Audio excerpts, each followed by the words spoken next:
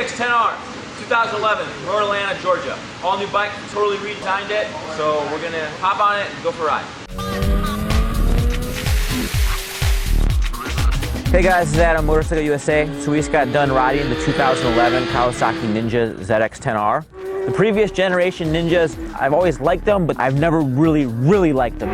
This thing is an absolute amazing motorcycle. The traction control system on it is absolutely unbelievable. It is insane how intuitive and how well it works. It gives you so much more confidence to ride the motorcycle at a level that maybe you wouldn't be necessarily comfortable riding it, but it gives you so much confidence that you can get on the throttle really early, really aggressive. It just makes riding the motorcycle that much more fun. Engine power wise, peak power felt the same as the previous motorcycle. Didn't feel any faster, didn't feel any slower.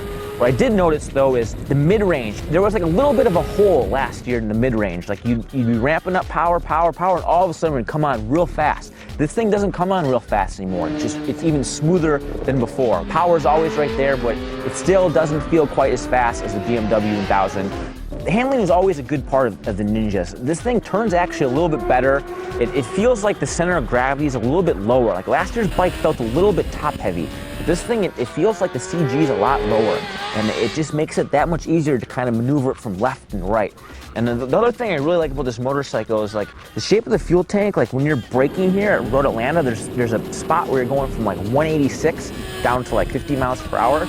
And you're putting a massive amount of load on your body, braking, and you're trying to hold yourself up. And the way the gas tank's shaped, you can just dig in your knees into the gas tank, and it just helps you prop up your body, and it just helps you use the power of the brakes that much more aggressively. To me, that's a big deal on how well sorted the ergonomics are of this motorcycle. The transmission, it shifted gears very well, no missed shifts. Gearing felt good, there was no gaps in the power, and the engine's got a real thick power band. There's always a right gear for the situation, at least here at Road Atlanta.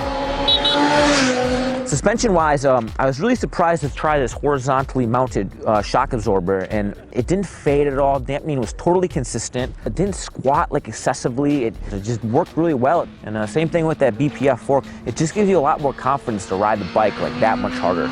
Overall, the ZX-10R definitely surprised me. It's an absolutely fantastic track motorcycle.